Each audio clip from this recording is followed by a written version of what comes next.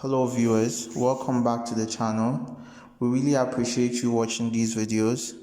Today we are going to take a look at the school of thought or the different theories in relation to how we can manage our startup effectively. So we are going to discuss the different theories and thought processes on the best way to manage and take a look at them and see which ones would be best suited for our startup. Now, the intention with this video is not to get too theoretical, but to be as practical as possible using schools of thought, scholarly data, etc., to understand how best we can manage our startups. Now, there are two main management theories that are applied in companies across the world today, and that is the classical management theory and the human relations theory. Now, the classical management theory is focused on the idea that individuals have only physical and economic needs. It doesn't really pay attention to the social needs of the individual, and it doesn't take into account job satisfaction. Okay, let's discuss human relations. Human relations is the opposite of that. Human relations deals more with job satisfaction and believes that the productivity of a worker is primarily dependent on his or her social environment. And by so doing, improving productivity through improving his or her social environment, activities in relation to that, you also increase productivity, obviously, and increase profit margins. The classical management approach is more focused on profit maximization and specialized labor and centralized decision making. It's a bit some would say a bit more rigid. It's like having a company and having ideas for the company and putting people in there to meet the objectives of the company and to maximize profit.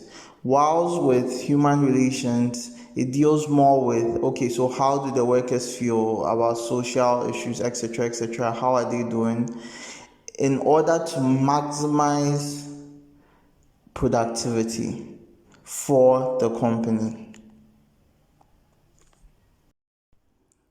Okay, so seems we are getting a bit theoretical here, I guess, but the classical approach actually can be divided in quote into three parts. There's the scientific management approach, there's the administrative management approach, and there's the bureaucratic management approach.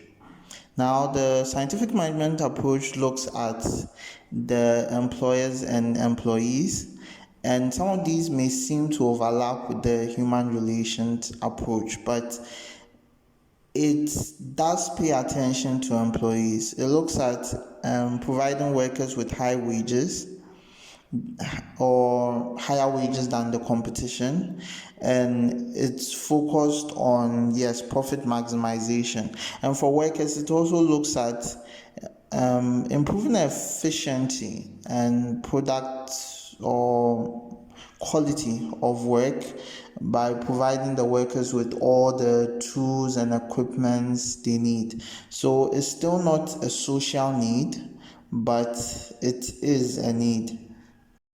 The administrative management looks at planning targets, especially for long-term goals, organizing resources for achieving objectives, getting the best out of your employees, harmonizing activities within the organization, and also making sure all activities are in line with the rules and regulations and objectives of the company or startup. Now, for the bureaucratic management, usually when people talk about bureaucracy, it has a negative vibe, but this particular idea is actually intended to create fairness and not worker exploitation.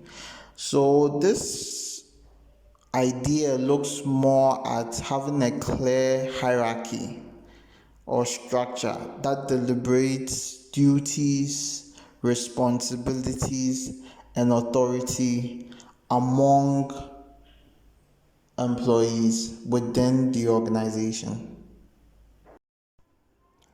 So, the human relations approach, on the other hand, focuses on what motivates workers to work harder. So, you are looking at, do workers feel their opinions matter? You are looking at, do workers feel they are updated on activities within the organization?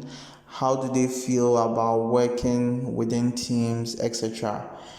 The emphasis here is on the belief that a motivated worker, a happier and quote worker, will be more productive in the long run.